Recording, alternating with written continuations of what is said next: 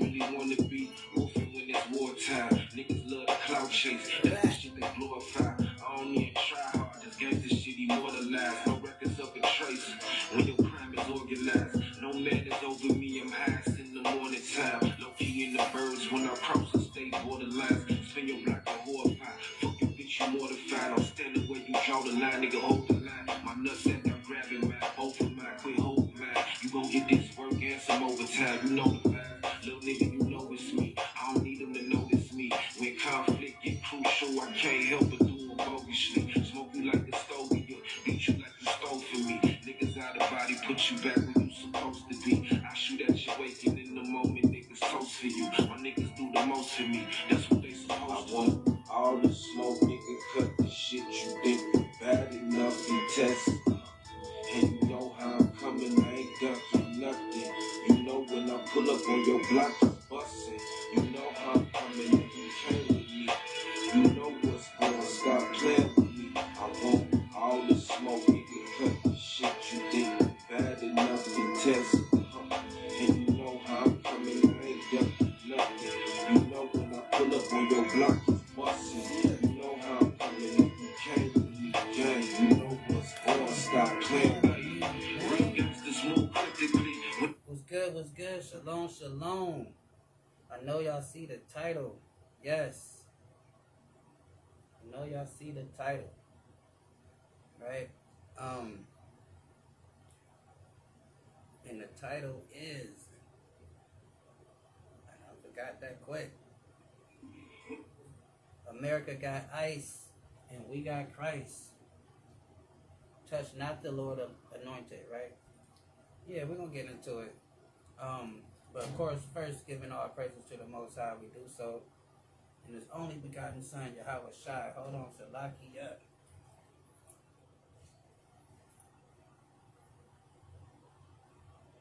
Hold on.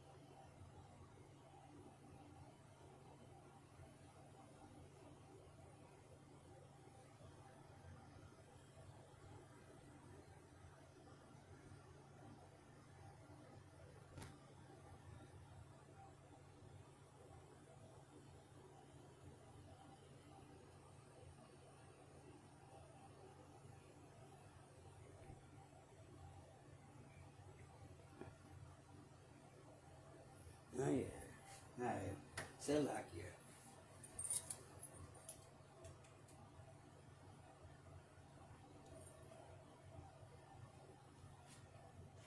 Yeah. So yeah, back to it. So shalom. Yeah.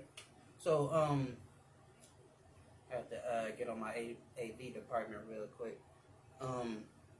So yeah, the title is, as such, right? So we're gonna get into it, but of course, giving all praises to the Most High, we do so in His only begotten Son, Yahweh Shai. Shalom, right? I know y'all see the title, yes. So that's right though. So yeah, America has ice, and we got Christ. So yeah, we're gonna get into it. You know what I'm saying? So yeah,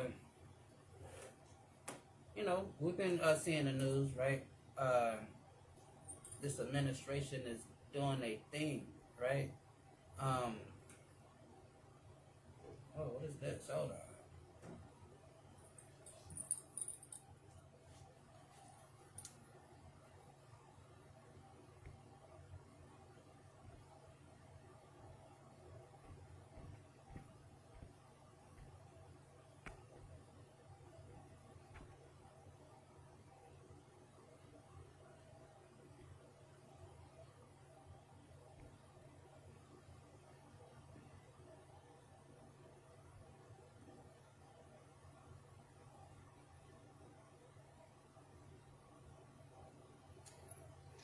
Ooh. So yeah, so like that. So yeah, I don't know why this got so dark. You know, the camera thing got so dark. I was trying to see why the lighting on it just got so dark. But yeah, that's weird. But yeah, yeah, we've been seeing ICE, you know, doing their thing and stuff, right? You know, snatching up our brothers and sisters, right? Then, you know, just recently on the south side, they went into a, you know, a building, you know, and was dragging people out, kids and everything, right? Zip ties and all that, right? Just to let them go. And in case you don't know about a little, you know, authoritarian, right, tactics, you know, that is called intimidation, right? What they did on out south, you know, was that 79th or something, 79th Street, out south in Chicago. That's called that's called intimidation, right? That's what you know. Um, you know, that's a form of intimidation that they use to let us know that they can get us anytime, you know, they want, and nobody gonna do anything about it, right?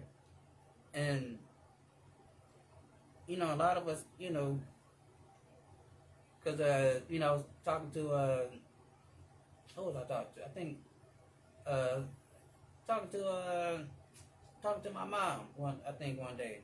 Um, and you know, I was saying like when I first heard the DEI, you know, because you know, like if you know me, you know I don't be watching the news like that, you know. So when I when I heard DEI, and then you know I heard a few stuff on TV. So for my initial thought was that it was they was focusing on like the homosexual community, right? Um, that was my first thought, but then of course you know I knew better that it's a snowball thing, right? And so then as I learned more about the whole DUI thing, the DEI thing, then I see what's happening. So what I'm saying is I too was somewhat guilty of not actually understanding the whole everything that they was doing, and then to the point to where when we talk about the DEI thing,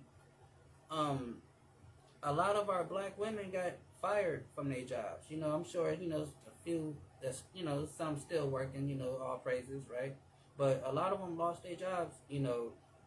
With that stuff, right? Um, to the point where the statistics say that it's more unemployed black women now than it is black men, right? And that wasn't the case, like shoot, I guess you can say probably like a few months ago, right? I mean, well, I don't know how long this man been president, but but but it's crazy, right? So then you have the ICE, the immigration police, right? And they're cracking down on immigration, right? But what immigration? Is they only going after the black and brown, right? Like I think I was telling y'all, like it was a story I heard that I think the brother was Jamaican or something, and they deported him to like some little Arab country, right? Not even the country that he's from, right? I'm not sure if he's Jamaican or not, but all I know he's a Caribbean brother. But all I know, wherever they took him, it wasn't from where he was. And they've been doing that to a lot of our brothers and sisters. Like a lot of our, Salvadorian, Venezuelan, Central American brothers and sisters been, they lucky if they go back to where they came from, right? He's sending them back to any country that would, accept them. And that's part of the beef with Venezuela, because he's trying to, get Venezuela to accept, people that he's deporting, right? And then you gotta listen to the code language, right? When they say like, yeah, we cracking down on gangs, right? We cracking down on crime. You gotta understand the psyche of America, right? The psyche of these people, right? When they say crime, that is a metaphor for black people, right? Think about it. Whenever politicians run for office, right, and they speaking to the black community when they doing their little campaigning, right, and they talk about how they're gonna fix the crime in the black neighborhood, what do they say all the time? We're gonna add more police, right? We're gonna add more police. But adding more police in the black community is not fixing the problem, because the like the police is a good percentage of the problem that's in the black community with the oppression and the things that they carry on and with our people, right? So that's half of the problem, because they unaliven us when they come encounter with us. So I don't think more will be the solution, but that's what they say when they speak with us. And then when they speak among themselves, they say, crime or gangbangers. You gotta know their terminology that they use, right? They don't just say the N-word willy-nilly no more, right? They're not gonna say, yeah, those blacks. You catch a few, don't get me wrong. You got a handful that still say, yeah, those blacks. But then you have what we call the sophisticated racists, who know how to say things in a certain type of way that, that what we call dog whistling, right? You know what I'm saying? The average Joe, the average, black and brown person is not catching on, because they're dog whistling to their people. When they say that, yeah, we're getting invaded by illegals, right? So they use words like invaded, right? That's a descriptive word. So now that's a dog whistle word to the ones that's initiated. They hear invaded, so they gotta go get their guns and go stand at the So now you have these little lone wolves and these little mini militia people coming together, because they've been told they're getting invaded by illegals, right? So it's just certain words that they use, right? Terminologies and stuff, right? And we got to get hip to it, And I start kind of paying attention, like during like Obama first term, right? And listening to that's when I kind of I think when a lot of black people probably got into politics during Obama's first term, right? So I start getting a little familiar with the terms and stuff, and all that cool stuff. So we got to know how they talk and understand what they saying when they not saying it, right? So, like I said, so you got these people, right, that's terrorizing the country like Nazi Germany style, and people don't even understand it, right? They don't understand like where we at and what the times that we living in. They don't, we gotta understand the political climate that we living in. I was saying this last time that my personal opinion, this political climate is very reminiscent of the late 50s, early 60s, right? And if you're familiar with history during that time, there's a lot of assassinations going on during that time, right? And we see it today with, our lawmakers, being unalived. You remember the healthcare guy, earlier this year? The healthcare CEO dude. Who else? The little Charlie K dude. They tried to hit Trump twice, right? It's a lot of stuff going on, right? It's not normal. It's normal in a sense because politics is violent in nature, because politics is war, but war with a pen, right? you know, so it's violent. So I mean, but what I mean by it's not normal, meaning it's not something that is always expected, but it's something that can happen, right? So, but then not only that, like I said, you know, it's crazy, right? And you got to understand the psyche of these people that we're dealing with, because you know they will risk it all, you know, just to have it all, right? Even if it take a few of them out. Like think about if we watch the what was it, the Avengers, what was that last one he did, boom boom boom, not Infinity War. What I mean, it was the one, the second one. When, you know, when they end up beating up, when they end up actually finally winning against Thanos, right? I think they probably still call that Infinity Wars. I'm not sure, but so now you remember the soldiers he had, right? You remember when it was in Wakanda, they had the little perimeter set up, and so.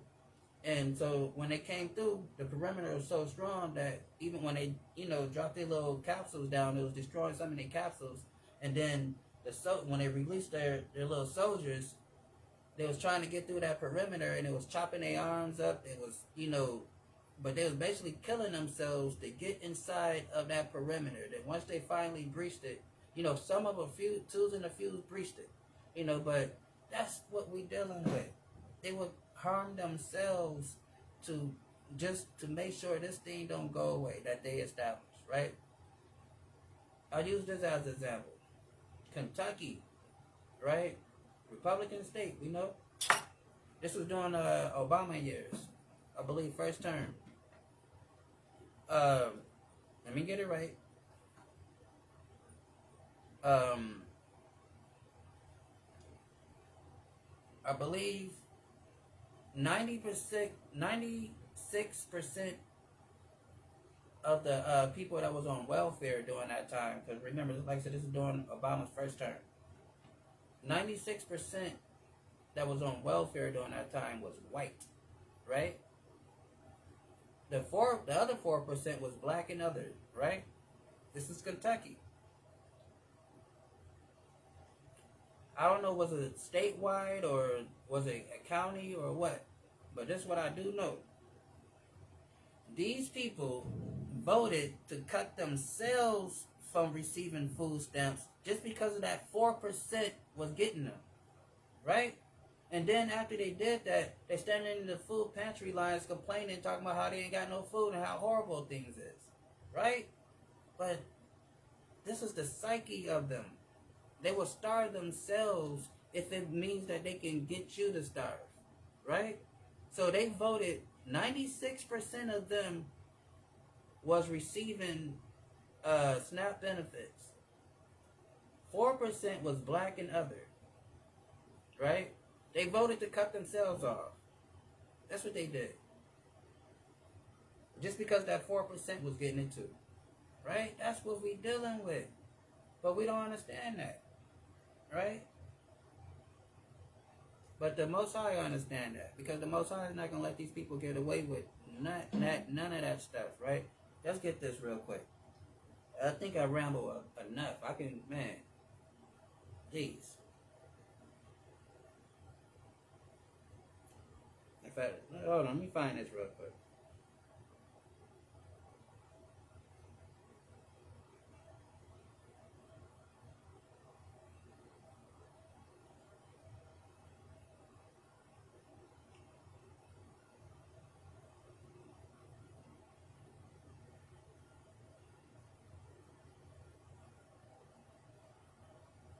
Hold on.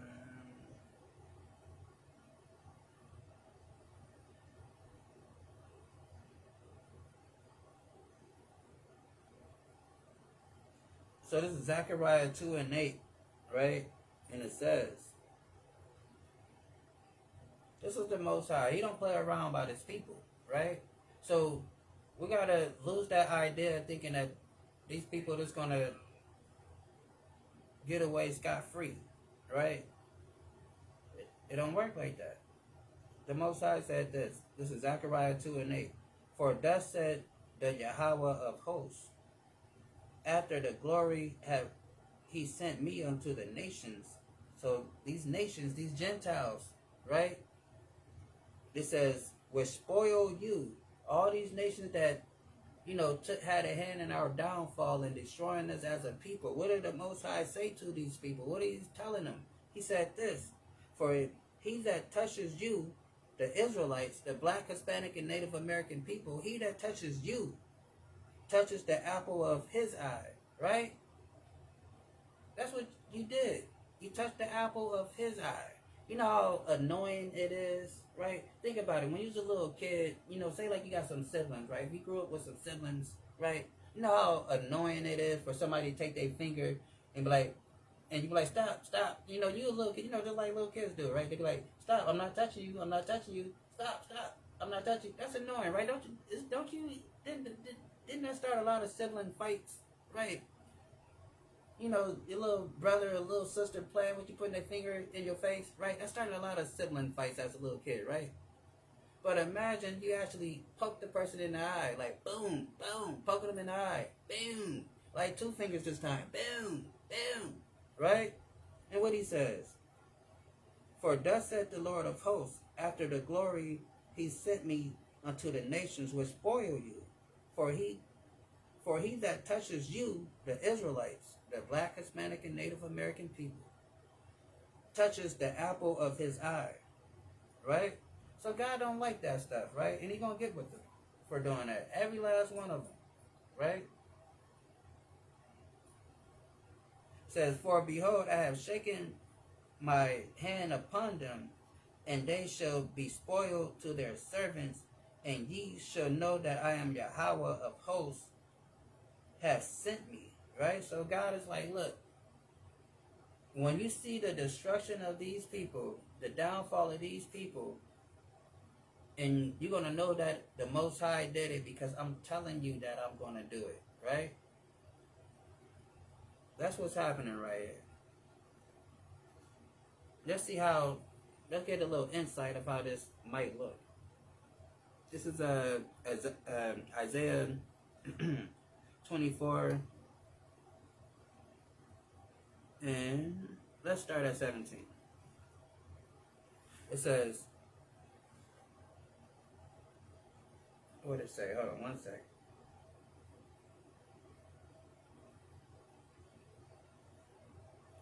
It says, fear in the pit and the snare are upon thee, O inhabitants of the earth. Right? So God has said, fear and the pit and the snare are upon thee, O inhabitants of the earth. So God said, I'm setting a trap for these people. I'm putting the spirit of fear on these people. In that day, they're going to be terrified out of their mind. And I'm setting a trap for them, just walking them on down, right? This is Isaiah 34:6. The sword of the Lord is filled with blood, for it is made fat with the fatness, and with the blood of the lambs and the goats, with the fat of the kidneys and the rams. For the Lord have a sacrifice. Where you have a sacrifice at? In Basra, for the great slaughter in the land of Idumea. Yes, Basra. Because you got to understand. Now, and we say this all the time. We are a people before we are a place. Right? So oftentimes, the Bible will refer to a people by their geographic location. Right? Or, so in this case, he mentioned Basra, which was like a capital of Edom, right? But then he's also says the great slaughter in the land of Idumea. Idumea is Edom. It's a Latin Greek way of saying Edom, right? And we know who Edom is. The Edomites are the so-called Caucasians today, right? No matter what they call themselves, that's who they are. They all come from a man named Esau, right? And it says, Hold on, Salakia.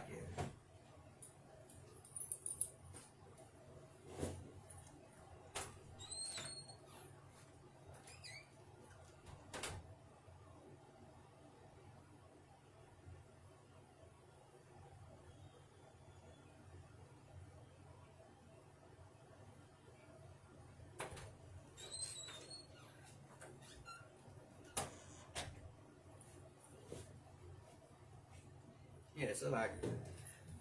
So, you have to get that. Boom.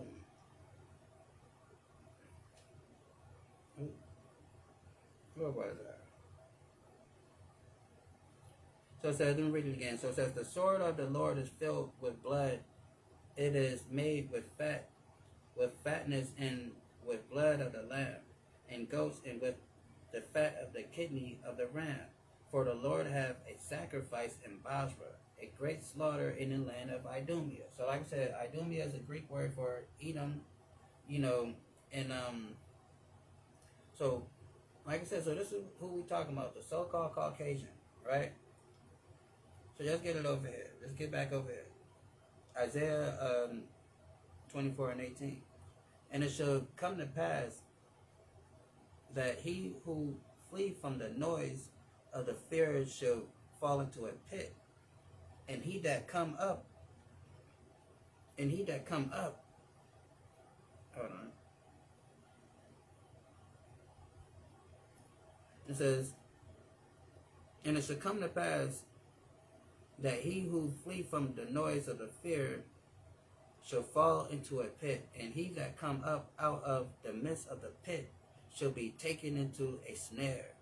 So it's like, look, you try to escape, you think you done got up out of your little troubles, but now you're taken into a snare. You done fell into a trap, right? It's like in boxing, right? You know when you box, right, or if you fight, right? You do, if you're a good fighter, you do things to set up what you're really trying to do. So you might hit them with a couple of jabs a few times, but you're really trying to look for the power hook. So you hit them with the jab a few times, set them up, then boom, hit them with the power hook, right? So it's like that's what he's doing to these people. He's setting them up, right? Just leading them astray, making them think they're gonna get away. And then it says, the midst of the pit shall be taken in a snare, for the window from the high are open, and the fountains of the earth do shake. Meaning, then God sees everything, and he's going to shake this place, right? And it's going to be a great shaking with thermonuclear fire, right? With them ICBMs. This is Amos 5 and 19, right? Because these people really think they can get away. They're not going to get away, right? It says, as if a man, this is Amos 5 and 19, as if a man did flee from a lion, and a bear met him, or went into a house and leaned his hand on a wall, and a serpent bit him. So in that day, when the Lord come and visit this place, right, they can try to run, they can try to hide, they can try to go into their little bunkers, right, or whatever they done, their little doomsday prepper thing that they got going on. But it says, as if a man did flee from a lion. So you running, you terrified, you running from this lion, right? And then you get away from the lion. Woo, I got away from the lion. Jeez, I got down. Then it says, and a bear met him. So now you see a bear. So you got away from the lion, you resting like, damn, I got away from that damn lion. You look up, it's a damn bear. You like, oh shoot, it's a bear. So you run from the bear. Then it says, you run into a house. And it says, so now you're in the house. You got away from the lion, got away from the bear, you're in the house, you're chilling. Then what happens? It says, and he leaned his hand on the wall, and a serpent bit him. So you got away from the lion, you got away from the bear, so you just chilling now. Then all of a sudden a damn snake bit you, and you died. Right? So you can't escape, right? What did Michael Jackson say? The Scarecrow and the Wiz, you can't win, right? You can win, right? That's what's happening. So it says, back over here, just get Isaiah 63 real quick before we get back over there. Hold on.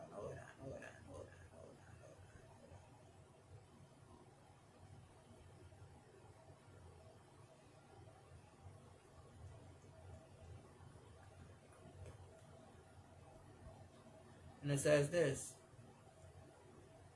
It says, who is that come from Basra? Wait, who's that come from Edom with dyed garments from Basra? Right? So this is Isaiah seeing Isaiah the prophet seeing Christ, right? And he's coming from the land of Edom, right? Where they reside, these people.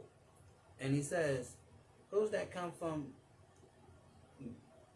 Edom with dyed garments from Basra, that is glorious in his apparel? Meaning, like you got some nice clothes on, but like what's all of this on your clothes though, right? And he says this. Traveling in greatness and strength that I should hold on. Oh, just get it over here, right? I like how it reads over here. I mean, this is dope too, but we can get it over here. And a GNT, right?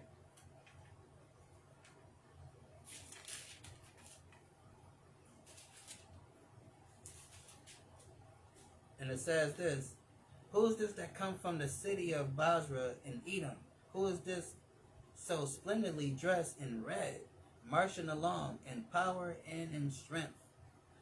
It is the Lord, powerful to save, coming to announce his victory. Right? So God done took these people out, right? We read about that in was it Second Ezra? Wait, no, not Second Ezra. I guess Second Ezra. Yeah, I think it is Second Ezra. So then it says,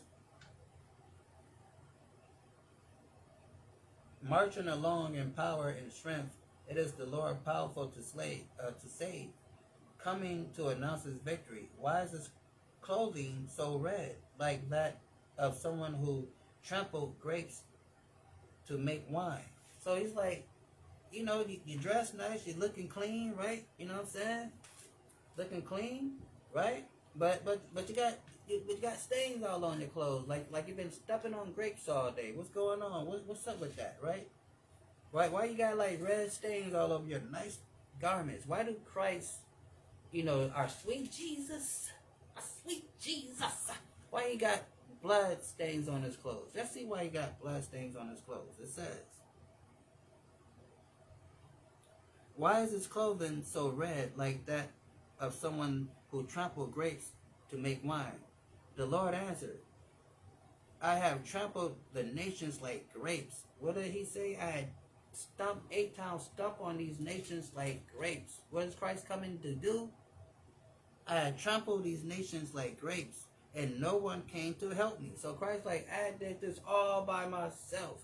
I destroyed these nations. Because why you think he's coming in Revelation? You read Revelation, he has many crowns on his head. Why you think he has many crowns on his head? Why you think he's the King of Kings? Huh? How you become the King of Kings? You have to take these nations down. There's no sovereignty. There's no sovereign government when Christ come back. Right? There's no damn America when Christ come back. There's no Donald Trump. No whoever want to be president after that when Christ come back. There's no Russia when Christ come back. There's no Vladimir Putin or whoever want to rule that God-forsaken land. Right? There's none of that. There's no Bibi Netanyahu, right? When Christ come back, it's none of those people existing. Why? Because he has many crowns on his head, right? And how do you get many crowns? You get many crowns by conquering. That's what you do. That's why he's called the conquering lion. He's not coming back giving everybody hugs and high fives.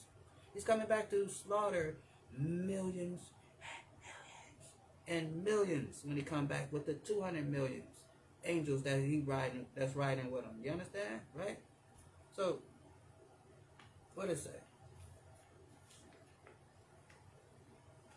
It says, go back to Isaiah. It is the Lord powerful to save, coming to announce his victory. Why is his clothing so red, like someone who trampled grapes? The Lord answered, I had trampled the nations like grapes, and no one came to help me. I trampled them in my anger. So why is he destroying these nations in his anger? Then it says, and their blood has stained my clothing.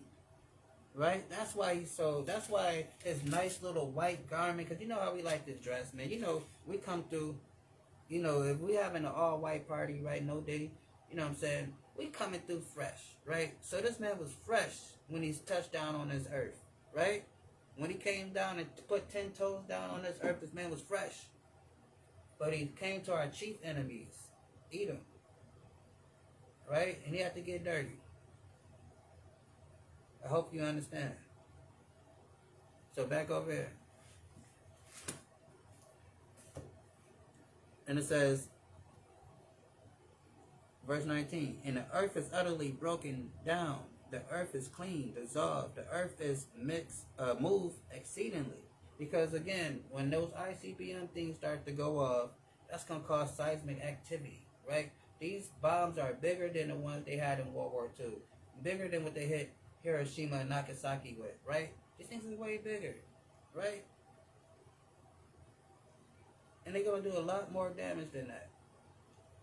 And that was horrible. If you know the history, if you see what happened over there, right? That wasn't cool at all, right? Revelation 9 real quick.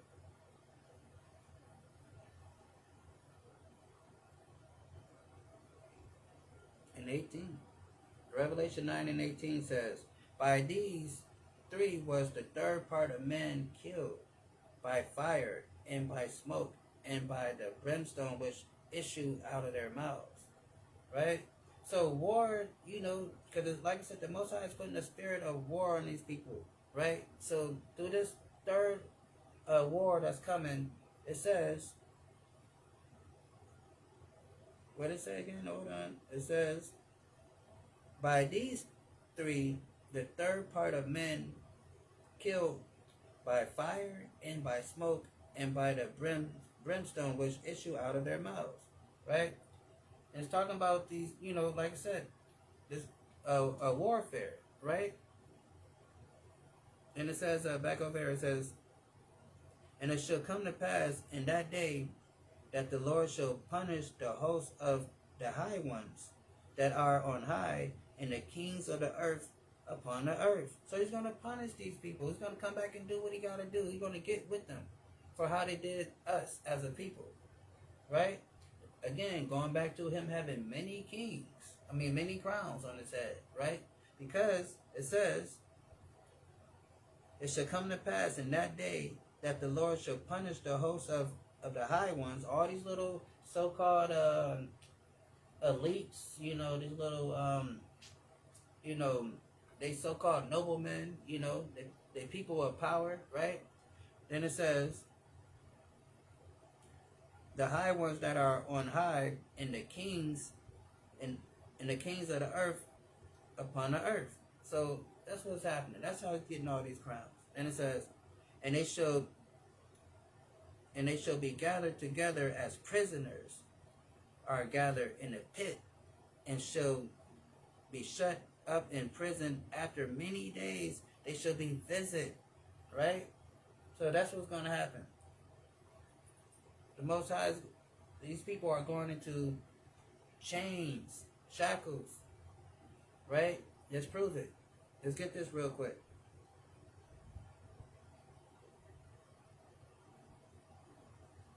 It's Psalms 149. Start at 1, right? So let's read this one more time. It says, and they shall be gathered together as prisoners. So we're going to take these people as prisoners, right? They're not going to escape. We're going to go to their little cubby holes, their little doomsday box that they done built for themselves, their little bunkers, right? We're going to go in there. We're going to knock. We're like, hey, you got like, hey, come on out. We know you in there, right? We can do this the easy way, or we can do this the hard way. How do say, the choice is yours. The choice is yours. Right? So that's how it's going down. Psalms 149:1. Praise be the Lord. Sing unto the Lord a new song. We're going to have a new song, right? Not a new song like, we got some music playing, everybody jamming, right? A new song meaning we're going to have a new state of mind, right? A new walk. How that song go? A new attitude, right? We're going to have that, right? That's that new song. And it's going to be of the Lord, right? So we're going to be righteous in that day. We're going to be keeping his commandments, doing everything that God told us to do, right? And it says, praise be the Lord, sing unto the Lord a new song, and his praise in his congregation of the saints. Who's the saints? The Israelites. That's right. Not Mother Teresa, not the little Saint Guadalupes or the Saint Patricks and all these other little stuff that they done came up with. The saints are the Israelites, the Black, Hispanic, and Native American people, right? And we can prove it. Let's go back here though. It says, praise in the congregation of the saints. Let Israel rejoice. I mean, sure, we ain't really have to go nowhere to prove it. Because they tell you who the saints is. Let Israel rejoice in him that made him, and let the children of Zion be joyful in their king. Who is our king? The Mashiach Yahweh Shai, who the world calls Jesus Christ, right? The Mashiach Yahweh Shai. Yahweh Shai, the Mashiach, right? Jesus Christ in the English, for those who don't know, for those in the back. It says, let Israel rejoice in him that made him. Let the children of Zion be joyful in their kingdom. Mashiach Yahweh Shai, right? Kwam Yasharala, right? Let them praise his name in the dance. Let him sing. Let them sing praises unto him with the tremble in the heart, right? Because that's going to be a joyous day, because the Lord is going to put the Spirit on us. Like we can read in Zechariah. It says the feeble of us is going to be like David, right? So if you weak, you walking with a little limp, maybe got a little bad hip problem, but in that day, he's going to put the Spirit on us, and we're going to be like gods that day, right? Everybody talking about, hey, the black man is God, man. The black man is God, man. We gods of the earth, man. But you know what? The Israelites are gods, right? And that day, we're going to be gods, right? Read about it in Zechariah. It says, let them praise his name and dance. Let them sing praise unto him with trouble in the heart. For the Lord take pleasure in his people, right? Who do God love? His people. He take pleasure in us, right? The Black, Hispanic, and Native American people, right? For Yahweh take pleasure in his people. He will beautify the meek with salvation. That's what he does. That's what he is going to do, right? And it says, let the saints be joyful in glory. Let them sing upon their beds. That's what we're doing right now. We're getting hyped up about this, right? This is a joyous occasion. We should be excited about this, right? Because this is what the Most High is going to do for his people, for everything that we've been through, right? It says, let the saints be joyful in glory. Let them sing upon their beds, right? Because we're going to be meditating on this day, right? Then it says, let the high praise of Yahweh be in their mouth. Let the two-edged sword be in their hand, right? That's what's happening here. To execute vengeance upon the heathen and punishment upon the people, and bind their kings in chains and their noblemen in fetters of iron, right? That's what we're going to do, right? We're going to bind their noblemen in chains, their kings in feathers of iron, like they did to us when they snatched us off to the west coast of Africa and brought our kings and queens over here, right? It's only right. It's only justice, right? Because it says this, Isaiah 24:22, and they shall be gathered together as prisoners. What we just read over here, to bind their kings in chains, and they shall be gathered together as prisoners. To bind their kings in chains, and their noblemen with feathers of iron, and they shall be gathered together as prisoners, are gathered in the pit, and shall be shut up in prison. To bind their kings in chains, and their noblemen with feathers of iron, to execute upon them the judgment written thereof. What is written of? It says over here. It says, and they shall be gathered together as prisoners. This is Isaiah the prophet, right? We got to understand prophecy, right? These prophets don't lie. If the prophets lie, then God is a lie. It says, and they shall be gathered together as prisoners, as gathered in a pit, and shall be shut up in prison. To bind their kings with chains, and their noblemen with feathers of iron, to execute upon them the judgment written. What was written? It says, to be shut up in prison. After many days they shall be visited. To execute judgment upon them, the judgment that was written. This honor have all his saints. Praise ye Yahweh. What is this judgment? Isaiah 14.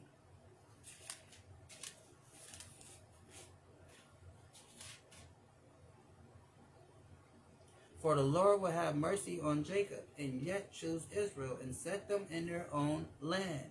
Right? He's going to choose us. He's going to have mercy on us. Right? And it says, and set us back in our own land. And the strangers should be joined with them. So the strangers are going to come, and they're going to be joined with us. And the people should take them. And we're going to take them. Right? We just read it over here. We're going to take them. Then it says, and the people should take them, and bring them to their place. And the house of Israel shall possess them. What are we going to do to these people after we bind their kings with chains and put their noblemen in feathers of iron? It says, and the people should take them and bring them to their place, and the house of Israel should possess them. And the land of the Lord, for what? For servants and for handmaids, for slave men and slave women. Just like they did to us. When they grabbed us from the west coast of Africa and everywhere else they done snatched us from, right? They brought us here. They brought us to England. They brought us to Jamaica. They brought us to South America. They brought us to all these other places they brought us to. And for servants and for handmaids, right? That's what happened to us, right? But this is called trading places, right? If you ever saw that Eddie Murphy movie, this is what this is, right? Because it says, and the people should take them and bring them to their place, and the house of Israel shall possess them in the land of the Lord, for servants and for handmaids, and they should take them captives, who captives they were, and they shall rule over their oppressors, right? It says they shall rule, and they shall rule over their oppressors, right? And that's what's going to happen. We're going to be ruling over our oppressors, right? That's called trading places.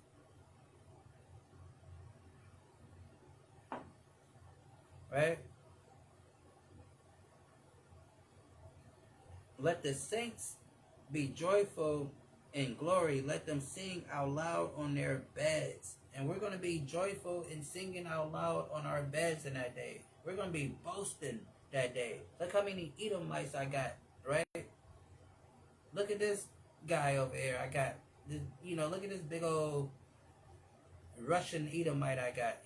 This big old Slovakian, whatever the little, those words with no dangle vowels in it. Those people. Look at those people. The ones with the little heads that look a little lopsided. Look like they done took some clay and did it to their head. That's how their head look. Some people, the little the Luca people, right? And shout out to Luca. I like Luca, right? He's one of the good ones. But the little lopsided head thing going on, right? I'm messing around, but seriously, right?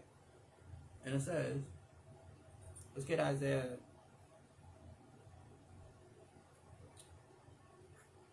60.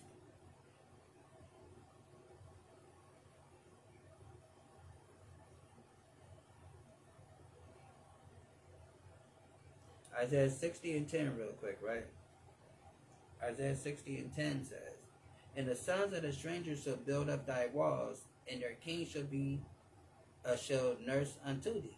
So, like I said, these people are going into hardcore bondage, right? They're going to have to rebuild our nation right back up the same way we came over here and built up this place, right? And make this place great, you know, and they trying to make it great again, right? So they're gonna have to make Israel great again, right? Not that stuff that's going on over there. Them people up out of there. That's why Christ's garment is so bloody, because he got them up out of there, right? So they're gonna have to make Israel great again, right? Because it says, the sons of the strangers shall build up thy walls, and their kings shall minister unto thee. For in my wrath I smote thee, but in my favor I have mercy on thee. So God said, all right, I know Israel, I deal with y'all kind of harshly, sent y'all to America and elsewhere, and all that stuff, crazy stuff that happened to y'all since I've been over there. But I got your back. Now it's their turn. And not only is it their turn, they're going to have to willingly give you everything they got. All their wealth, all their everything. If they don't, what's going to happen? Let's see what's going to happen. If they don't. Verse 12. For the nation and kingdom that will not serve thee shall perish. Yeah, those nations shall be utterly wasted. So they don't want to get down with the get down. They don't want to get down with the program. The Most High said this. For the nation and kingdom that will not serve thee shall perish. Yeah, those nations should utterly waste it. And I hope one of them say no. I hope. You know, like, matter of fact, you know, we wish them would, right? That's what matter of fact, we wish, right? And I wish is one of them dang old Edomites that act crazy, right? So, because it says that nation and kingdom that will not serve thee shall perish. Yeah, those nations shall be utterly wasted. So they don't want to serve the Israelites like we have to serve them. Then, you know, hey, you know, you got to get up out of here then, right?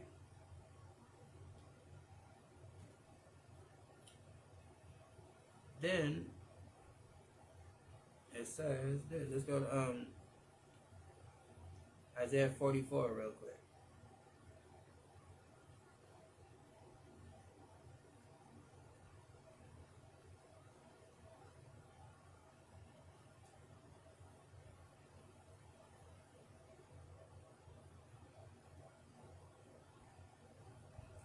It says, I guess we can read it. It says, yet now hear, O Jacob, my servant, and Israel, who I have chosen. So the Lord had chosen us. We is his people. So he's going to get down for us, right? So we got to understand that, right? So we is his people. Again, this Bible is not an exclusive book for everybody to come get an extra read all about it. Extra read all about it, right? This is not that, right? This is only for the Black, Hispanic, and Native American people. This is God's plan, like Drake said. This is God's plan for his people, right?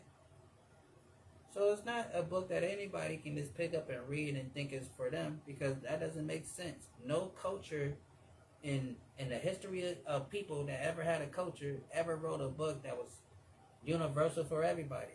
It was always tailored to their people, to their community, to their nation, to make them to be as, you know, as great, you know, and influent as possible, right? That's what every nation does, right? But for some particular reason, people take this book and try to, you know, just incorporate it and, you know, and make it universal to everybody. It doesn't work like that. Nobody does that with any other historical book from any other nation, right? Except for our stuff that we create, right? Everything that we make and come up with, they steal and try to incorporate it into their stuff. Always, right? So, it says, yet now, O Israel, let me read it right. Yet now, hear, O Jacob, my servant, and Israel, whom I have chosen, right? Thus said Yahweh that made thee and formed thee in the womb, which will help thee. So he's going to help us, right? Because we is his people. Fear not, O Jacob, my servant, and thou, Jerusalem, I have chosen. Right? We is his people, and he's going to ride for us, right? That's why it says over here, for the Lord will have mercy on Jacob and yet choose Israel. So when it's all said and done, God is going to show us mercy. And all these other nations, they're just going to get the short end of the stick. Like we got the short end of the stick, right? That's why we still talking about no justice, no peace, right? So we serve a fair God, right? Although we went against his commandments, and that's why we are put in this position that we're in, to have to be subjugated to the worst people that God ever created on earth. And it's not my opinion, the Bible says it, right? So, you know, like I said, so the certain things that we gotta understand these things. Let's get continue reading.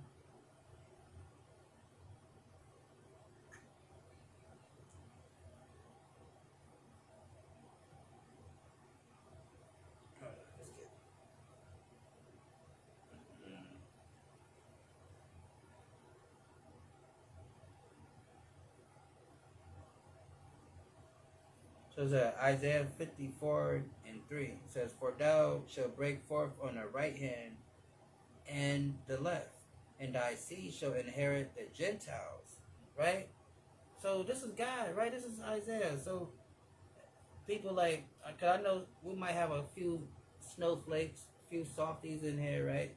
So you're like, well, I don't want no slaves. I don't want to be a slave master over the other nations, right? But now understand that's God's promise, and that's Jesus' promise to us too. You read about it, Revelation chapter 2, verse 26, and also in Psalms, right? We're gonna get it right after this, because he said, "For thou shalt break forth on the right hand and on the left," meaning we're gonna prevail in that day when the Lord give us that spiritual power that we can read about in Zechariah. We're gonna prevail, and he says you're gonna break forth on the right hand and on the left, and thy seed shall, what shall meaning it's going to happen, right? Whenever the Bible says shall or shall come to pass, that means this is going to happen. You can take all your life savings and put it on this, because the Most High said it. God said it. His word is gold. He said this. For it shall break forth, for thou shalt break forth on the right hand and on the left, and thy seed shall inherit the Gentiles, and make desolate the cities to be inhabited. So we're gonna get down with the get down on these people, right? Because we're gonna have the spirit that day, right? If you don't believe it, hold on.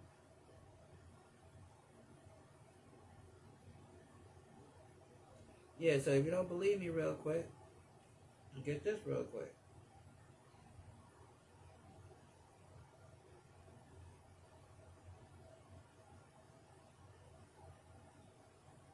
And it says this.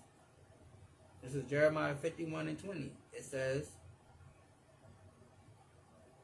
for thou art my battle axe and weapons of war, and with thee I will break in pieces the nations, and with thee I will destroy kingdoms. So we are the Most High God weapons of war, but we have to be back into our righteous state of mind, keeping the commandments of the Most High God, right? It says, it says, the portion of Jacob is not like them, meaning we're not like these other people, right? God endowed us with his spirit, right? And it says, the portion of Jacob is not like them, for he is of the former things, and Israel is the rod of his inheritance. The Lord of hosts is his name. The Yahweh of hosts is his name. Thou art my battle axe, weapons of war. With thee I will break in pieces the nations, and with thee I will destroy kingdoms. Right? So that's why it's going to be desolate, right? That we read over there. Let's get this. Because y'all must think God is this, oh, God is a humanitarian and he loves everybody. You know, he just want everybody to just get along like Rodney King. Nah, that's not the God of this Bible. That's the God of Christianity, but not the God of this Bible. Understand me? Christianity is a false religion, right? It has nothing to do with this Bible. So if you think that God is this humanitarian, he just want a whole coalition of people, that's not in here at all, right?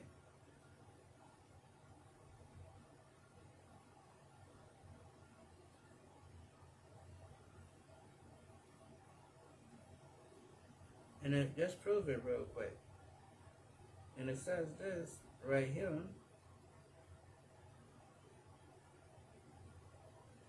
This is Psalms chapter 2, verse 8. And it says, as of me. So the Most High God is telling the Israelites, when you pray at night, when you say, now I lay me down to sleep, I praise the Lord, my soul to keep. He says, as of me, and I shall give thee the heathen for an inheritance. What is the heathen?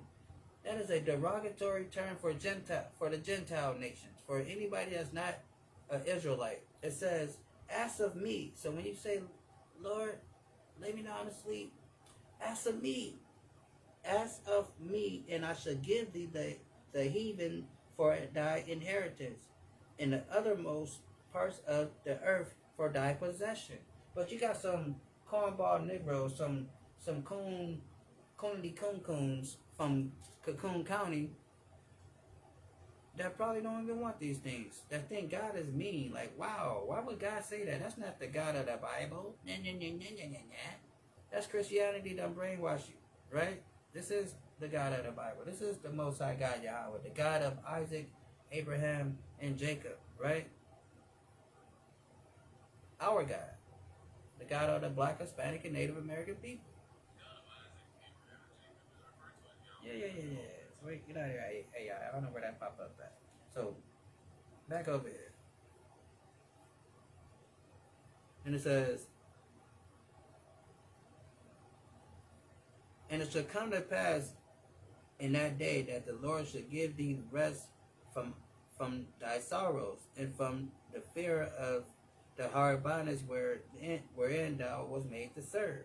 So God said, look, I know you've been going through it in America, but I'm going to give you rest from all the hard bondage that you were made to serve.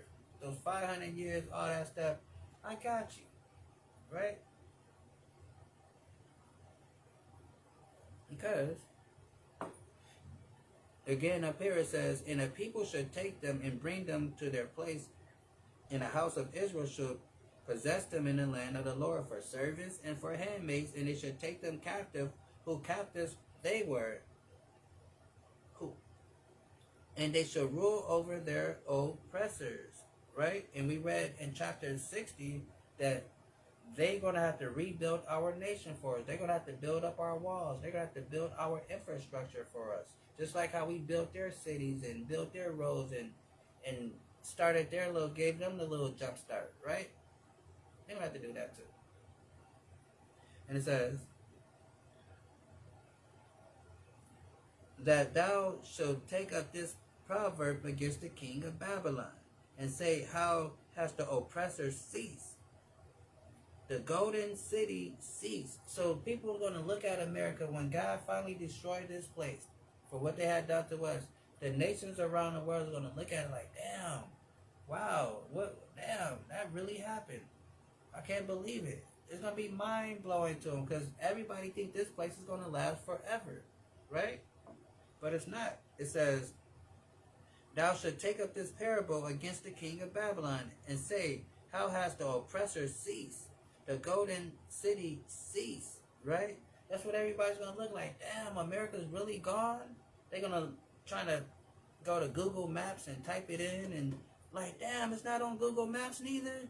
Dang, just gone for real. It's like a, dang, right? It's messed up, right? Let's go to Revelation 11.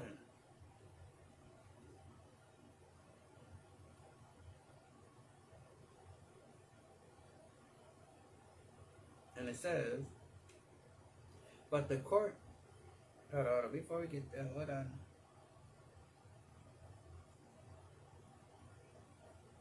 It says, let me read it one more time. It says, thou shalt take up this parable against the king of Babylon and say, how has the oppressor ceased? The golden city ceased. The Lord hath broken the staff of the wicked and the scepter of the rulers. Right? So, like I said, he's going to destroy this place. And anybody that think that these Gentile nations and these, you're going to be walking into those old pearly gates with a good old master, and everything going to be great, you're mistaken. You're following Christianity. Because it tells us this in Revelation. Revelation 11 says, but the court which is without the temple leave out. Right? So, this is the Most High talking to John the Revelator, right? He's talking about the spiritual temple. He's talking about the kingdom, right?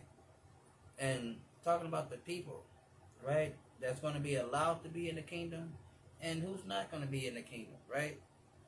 What does it say? It says, but the court which is without the temple leave out and measure not. Meaning, let's start up, son, because maybe y'all don't understand what's going on. Maybe some don't understand.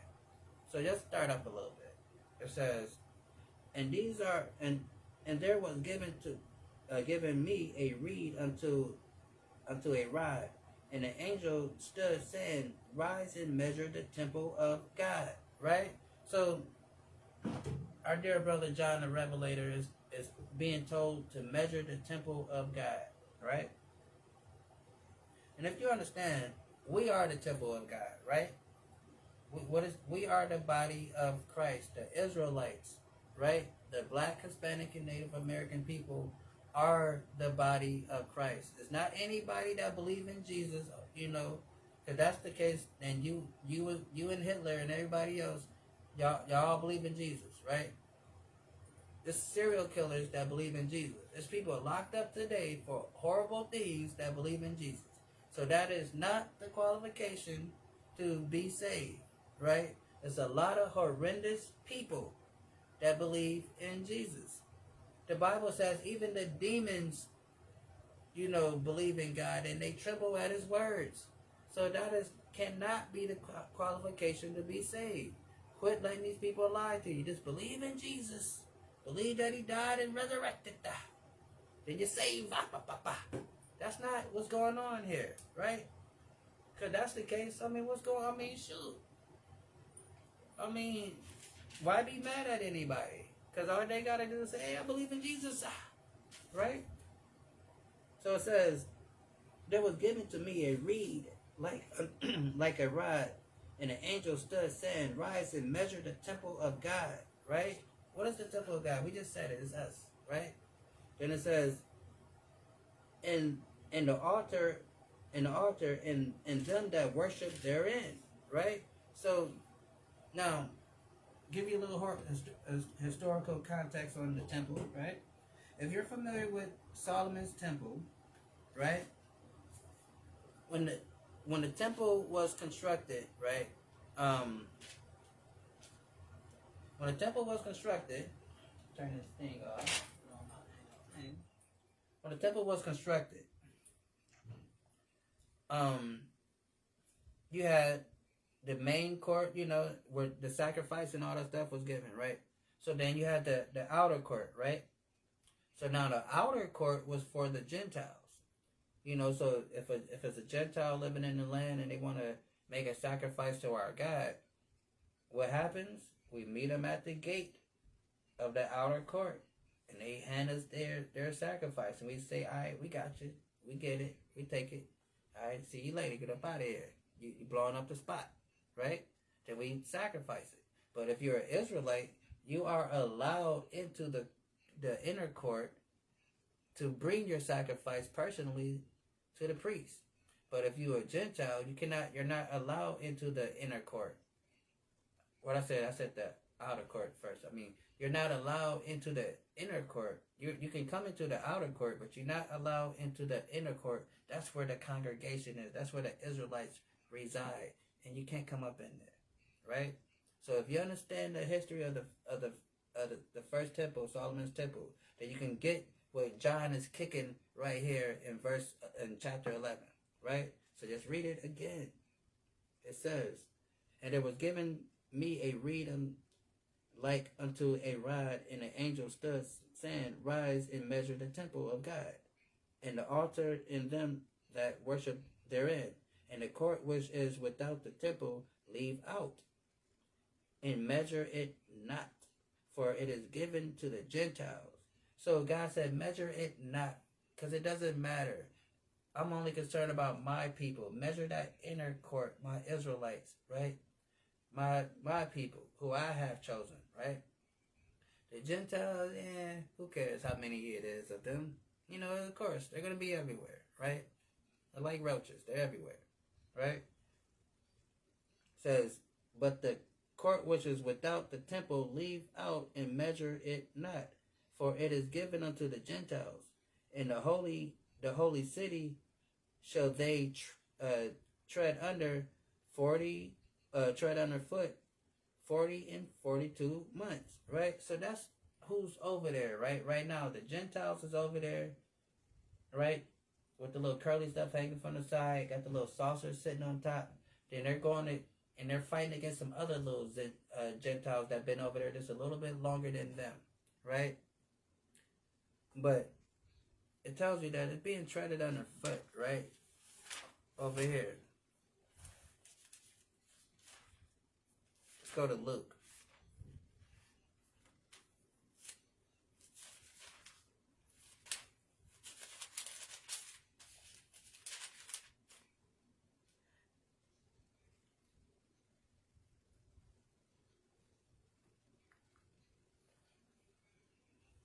So right, I'm starting at Luke 21 and 24.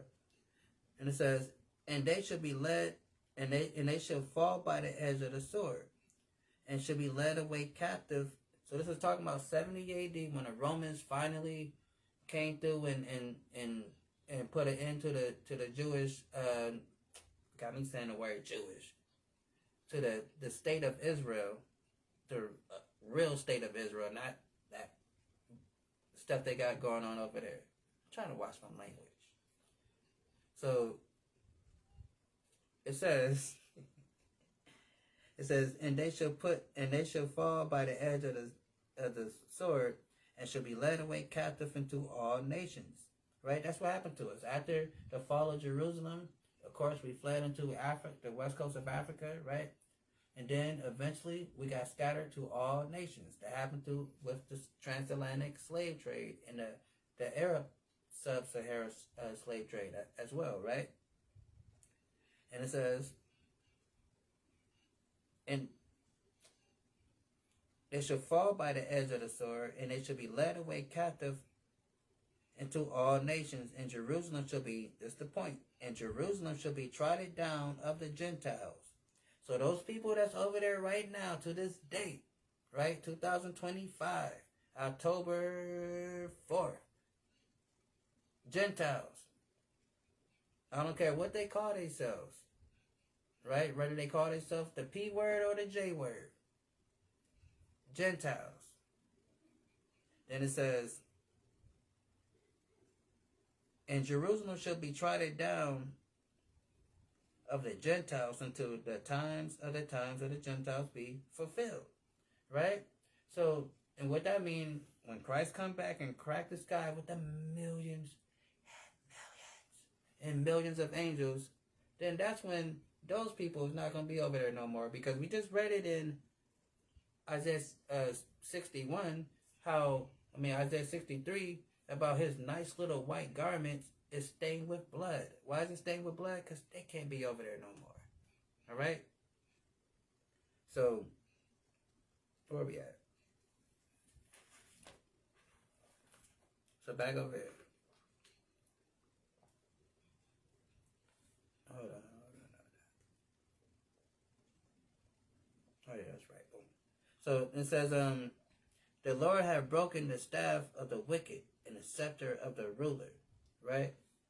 And that's what he's going to do. He's going to take down their rulership, their kingdom. They're not going to have no place of rulership, right? It's not going to be no UN, no United Nations, and everybody coming together and trying to figure some stuff out. Nah, right?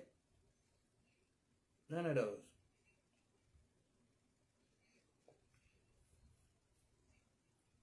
And it's Ezekiel 26 and 17. And it says, and they shall take up a lamentation for thee. They shall take up a lamentation for thee. How art thou destroyed that was inhabit of a sea-faring men, the renowned city, which was strong in sea, and she and her inhabitants, which caused the terror to be on all that hunted, right? So everybody's going to be, when America's finally taken down, and everybody's going to be at awe and be like, wow, how did this happen? They were like a mighty country. They was going around bullying and smacking everybody around, right? Like what happened? What happened? They started smoking dope? Like, how did they lose their power that quick, right? It says, read it over here.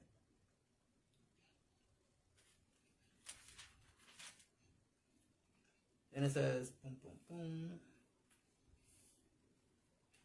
It says, they shall take up a lamentation for thee and say to thee, how art thou destroyed that was inhabited of seafaring men? Because America has a strong navy. That's why I was looking at something, I think was it today or last night, that's talking about like one of the reasons why China, won't jump bad on America real quick and just come on across that little Pacific is because America has a great navy, right? A lot of countries is in fear of the navy of America. In the navy, right? And it says, they should take up a lamentation for thee and say, how art thou destroyed? Like, dang, how did they get destroyed? They were so great, powerful, mighty empire, mighty army, right? That was inhabit of seafaring men, the renowned city, because like I said, great powerful navy. It says, and air forces is stupendous, right? They don't want that. And it says, the renowned city which was strong in the sea, and she and her inhabitants which caused their terror to be on all that hunted. So it's like, they went around the whole world smacking everybody around, bullying everybody. So now it's like everybody's like, dang, now they looking, it's just like when Debo got knocked out by Craig and everybody saw it, right? So it's going to be like that. It says, now shall the owls tremble in that day of all thy fall. Yeah, the owls that are in the sea shall be troubled at thy departure. Because a lot of these little island countries depend on America for their survival, right? So when America is gone, that's going to mess up a lot of their economies, right? A lot of these nations is going to be hurting because America is not on a map anymore to do commerce and all the other little stuff that they, business dealings that they do. So it says, now shall the owls tremble in the day of thy fall. Yeah, the owls that are in the sea shall be troubled by thy departure. So they like, man, damn, shoot, what we going to do now? Right? It's all messed up. Right? Let's get this real quick. Let's get Revelation.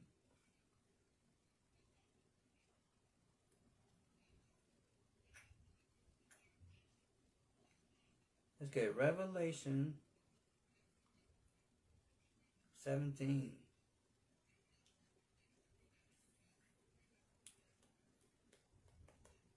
And 18.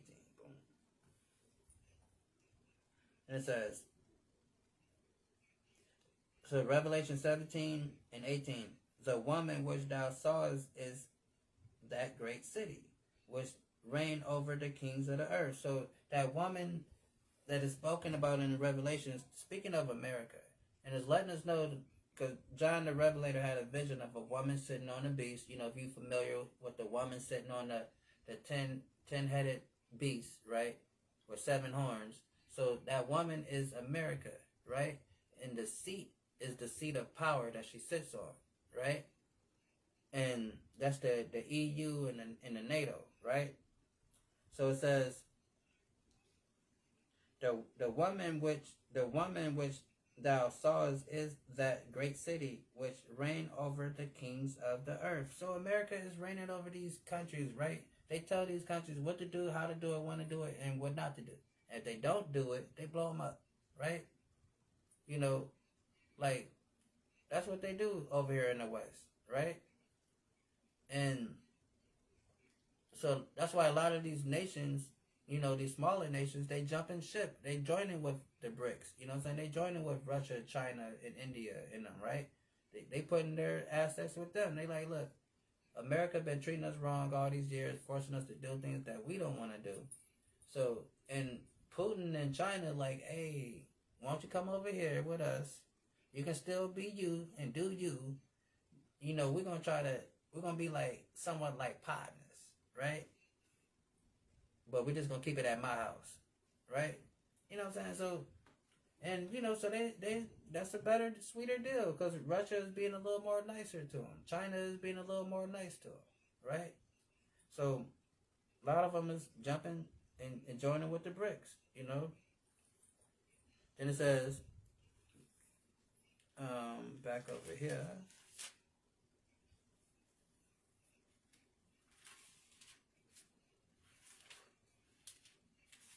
Back over at Isaiah real quick.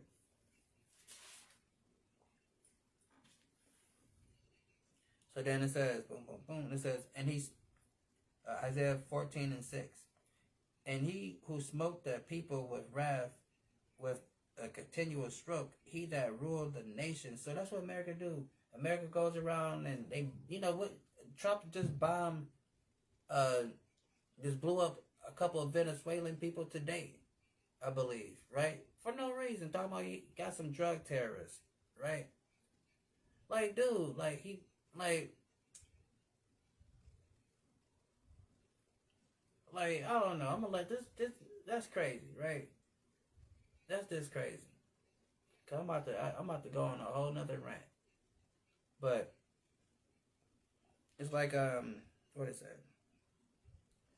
He who smote the people in wrath with a continual stroke, he that ruled the nation. So America always bullying everybody. Like I said, we just read about them blowing up the little Venezuelan dudes, right? And we were just reading the other day how, you know, they like, all right, look, enough is enough. We're going to take our little 8 Navy boats that we got, right? Because think about it. America is a big old empire, right? They're an empire. They got more than, America has more than just 8 Navy boats. But Venezuela, they have their little 8 boats. And they said, we're going to take our little, we're going to get, you know, we're going to take our little 5,000 personnel, you know, people that we can, you know, muster up. And we're going to fight you guys, right? So, you know, of course, you know, they got, you know, the help of the BRICS, you know. But the BRICS ain't stepping in right now. Trump done, you know, it's like the 3rd incident I can think of that he done blew up some Venezuela ships, right? Claiming that they were drug dealers, right? With no due process, no, let's arrest these people and investigate. Just, matter of fact, just stop the boat. Just send the Coast Guards out there. Hey, Coast Guards, go see what's going on with those boats. None of that, right? None of that. Just blow them up. So there's no due process no more. So now it is a death penalty to be a drug dealer, right? So now, if you're a drug dealer under this administration, you liable to get a drone strike on your ass, right? You liable to be in the middle of doing your little thing, about to go sell your little nickel bag. You got your little nickel bag, and here come a little drone strike, right? You just selling nickel bags. You just got hit with a dang go drone strike. That's crazy, right? So, I guess that's where we at now. It's a death penalty to be a drug dealer, right? So they say. And it says, he that smote the people in wrath, a continual stroke, he that ruled the nations in anger, is persecuted, and none hindered. Right? The whole earth is at rest. So when they is finally destroyed, nobody's gonna bat out. Like, after the dust settled and they seen what happened, they realize it. And they see how things is. Nobody's gonna bat an eye, because it says the whole earth is at rest and is quiet. They break forth into singing. So everybody's gonna be like, hooray! When they finally, after the initial shock wear off, they gonna be like, hold on, what you mean? Like, I's are free? We's are free now? We's are free from some Mayweather? I don't know how they talk in those other countries, but I'm guessing that's how they talk. We's are free from some Mayweather, right? I'm guessing that's how they talk over there in those foreign countries, right? That's what they're gonna be saying, right? And let's get this real quick.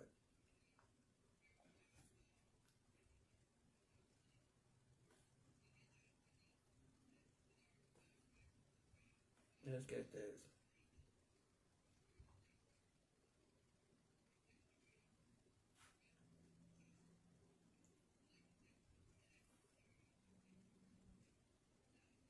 Hold on.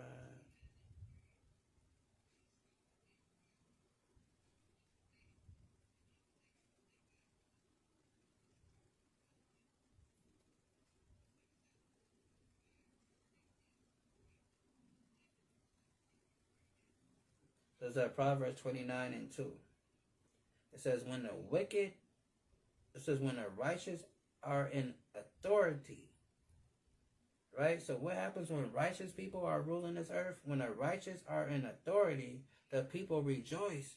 So the people is going to be happy when the man of the Lord is ruling this planet. When the Black, Hispanic, and Native American people is ruling this planet under our King, the Mashiach Yahushua, who the world calls Christ, following the laws of our God, the Most High Yahweh. It says, when the righteous are in authority, the people rejoice. So the people are going to be in a joyous occasion knowing that this devil is finally not on the earth to be a devil. Because it says over here, the whole earth is at rest. So there's finally going to be some peace. No more extinction of the animals. No more polluting. No more air pollution. No more putting chemicals in our food. Putting chemicals in our water. It says the earth is at rest and is quiet. They break forth into singing. Then over here it says, when the righteous are in authority, the people rejoice. But when the wicked bear rule, the people mourn. Right? So we're at mourning now. That's why we're doing this whole thing right here. Right? I wouldn't be doing this if the people were not in mourning. Right? Because when the righteous are in authority, the people rejoice. But when the wicked bear rule, the people mourn. Right? So we're mourning. That's why we're airing our grievances about this place and telling the world what's going on here. Right?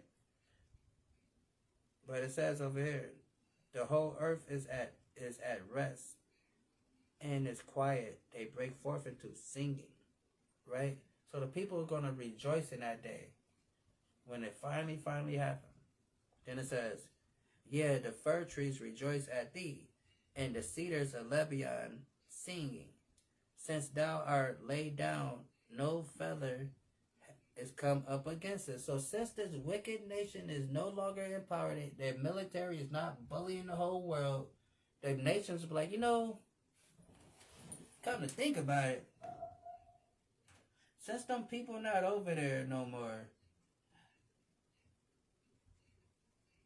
we've been living good. Like, ain't nobody been attacking us. Ain't no wars done broke out. Like, ain't nobody trying to be starting something. Gotta be starting something. Always starting something. Gotta be starting something. Ain't nobody doing that. right? That's what people gonna be saying. They're gonna be saying, like, like, I feel really good. Like, I don't know why I feel so good. Like, dang, this is great, right? Why do we feel so great, right? I don't understand why I feel so good. Because they're gonna say, no fella is come up against us. Like, wow, ain't nobody came attacked us. We ain't got no proxy wars to fight. Ain't nobody trying to, do some psychological wars on us. None of that. We're not being attacked no more. Like, the people that was attacking us and doing all this, putting all this pressure on the world, it's gone. Right? Yeah, the fir trees rejoice at thee, and the cedars of Lebanon said, since thou art laid down, no feller is come up against us. Meaning, no nations is not at war anymore. Nobody's fighting everybody anymore, right? And it says, and all they shall speak and say unto thee, art thou also become weak as we? Art thou become like unto us? So when America finally crumbles, fall down, and they're at their breaking point, the nation's gonna be like, damn, America is not that great no more. Like, they just like us. They a third world country. Hey, might as well get in the line with us, America. We third world. We third world over here, right? Go ahead and get you a little shopping cart and push it around like the rest of us with some cans and stuff, America. Cause we third world over here. That's what we do, right? So it's gonna say, and they shall speak and say unto thee, art thou also become weak as we? Art thou become like unto us? Right? So they like, look, America was talking all this big crazy stuff, right? And now they just like us, right? They done came up with these third world countries and made people third world countries. But now, yeah, just like us. You're poor, you're ugly, and you can't defend yourself, right? That's what they're gonna be looking at them. Like, Joel chapter 3 verse 10 says, beat your plowshares into swords, and your prune hooks into spears. Let the weak say, I am strong, right? So once they realize America is going down, America is not on what they thought America was on. They're looking at America like, America's smoking dope. We can take them, right? So what it says, beat your plowshares into swords and your prune hooks into spears. So all you little nations like India, they're doing a lot of manufacturing for Russia, Korea, India, China. They being that manufacturing. They being that pump, that heart, that pump the blood through this war machine of bricks, right? It says, beat your plowshares into swords, your prune hooks into spears, and let the weak say, I am strong, right? So when they see America looking like they've been smoking dope, and they lost all their muscles, and they're not doing what they're supposed to do, they're going to say, let the weak say I'm strong. They're going to say this. They're going to say, what it says? It says, art thou also become weak as we? Art thou become like unto us? Right? So they're like, oh, I think we can take them now. We see their weakness. America is not who they say they were. Right? I think we can take them. So beat your plowshares into swords and your prune hooks into spears, and let the weak say, I am strong. Assemble yourselves, and come, all ye heathens, and gather yourselves together around about hither. Cause thy mighty ones to come down, O Yahweh. So God is going to bring them out, right? Bring all these nations out. And they're going to get their confidence. They're going to get that old thing back. And they're going to say, we can take this place, right? That's what you heard. We can take this place. That's why Venezuela said, all right, look, we got 5,000, reserves that we can, put into action right now. We got our 8 little Navy boats. So what you want to do, right? So that's what's happening. Back over here. It says, thy pump is draweth is brought down to the grave, and the noise of thy vows, the worm is spread under thee, and the worms cover thee. Right? So it's like, destruction is destined for this place. Right? Let's get Psalms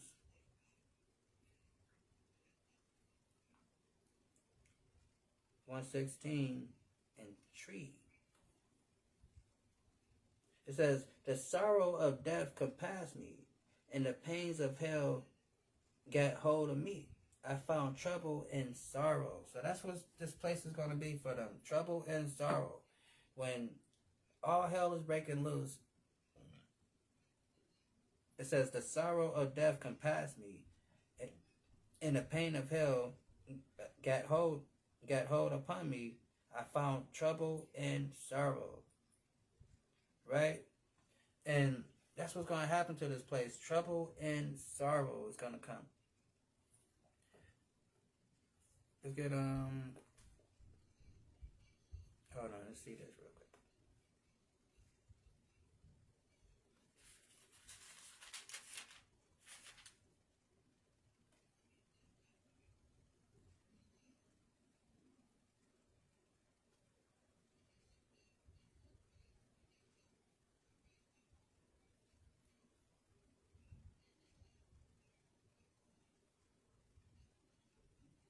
Oh, yeah, okay, yeah, we can read this. So this is Isaiah 18 and 5. It says, For the harvest, when the bud is perfect, the sour grapes is ripened, and the flower he shall both cut off the sprigs with pruning hooks, and take away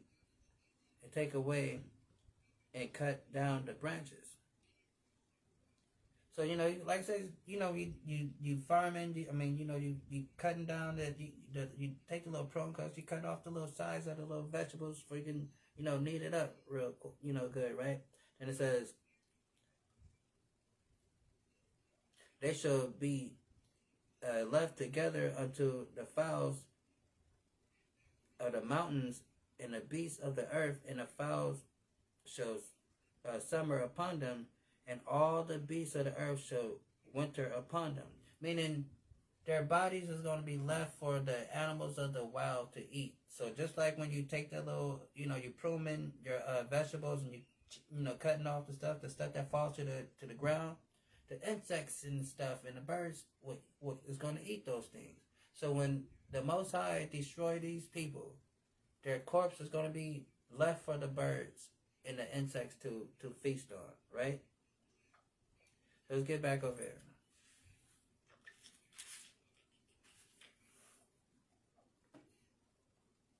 And it says, how art thou fallen from heaven, O Lucifer, son of the morning? How art thou cut down to the ground, which did weaken the nations? So now this is how you know Christianity is a lie, right? Because they would read this chapter right here that we're reading is actually a chapter that they use in a Christian church to try to say that, talk about, Satan and act like Satan was up there with God, fighting with God, and he fell down from heaven. But we started at verse 1. Now we have verse 12. I know we jumped around and went to the precepts and all that stuff, but we only read 12 verses into this chapter, Isaiah 14, right? We haven't heard, even with the precepts that we pulled, we haven't heard anything about the devil and God fighting each other and kick them out, right? But Christianity would take this part and it would tell us that. But we read it contextually, line by line, all the way down. There's no devil fighting God and his angels, right? But that's what they tell us, right? That's why we need to get out of that nasty, filthy, dirty church. Now, it says, how art thou fallen from heaven, O Lucifer, son of the morning? So what is this talking about, right? Lucifer means light bearer, or the one with the knowledge, or the one, that people follow, right? The one with the charisma, the one that galvanize people, the one that everybody wants to be around and get that, and soak up game from, right? In this case, it is America. America is that shining city on the hill, right? That everybody want to come to America. They want to be a part of this whole American dream thing, right? Everybody wants to be here because America, you can get rich in America, right? You know, America is a get rich scheme for anybody that have a good plan, right? So that's the propaganda that they put out there, right? That's why everybody wanted to come here. But it says, "How art thou fallen, from heaven?" So it's not talking about heaven, because like I said, they would take this verse and act like God and Lucifer is fighting, but we did not read that. We're 12 verses in with a whole bunch of other precepts to go with these 12 verses, and we never read not one thing like that, right? Christianity is fake, right? We're reading the Bible, and Christianity is not found in the Bible, right? So it says, "How art thou fallen from heaven, O Lucifer, son of the morning?" Right? So this heaven is talking about dominion, right? Their dominion, their reign over the earth that they have, right? The fact that they can, have a military garrison all over the planet. They have a military base in 100 and something countries, right? All over the world, 170 something countries. They have a military base in, right? So it says, "How art thou fallen, from heaven, O Lucifer, son of the morning? How art thou cut down from the ground, which did weaken the nations?" America weakened the nations by their propaganda and their warfare, right? That's how they weaken the nations, right? It says, "For thou hast said in thy heart, I will ascend unto heaven, and I will exalt my throne above the stars of God," right? So again, how could this be the so-called devil or Lucifer? Because it says, "For thou hast said in thy heart," meaning your mind, "I will ascend unto heaven." But we just read over here, "How art thou fallen from heaven?" So how can he ascend to heaven if he was there before? He was already up there. So to ascend to heaven, meaning, that's a destination that you want to get to, but he was already there, right? So it says, but that's how you know it's fake.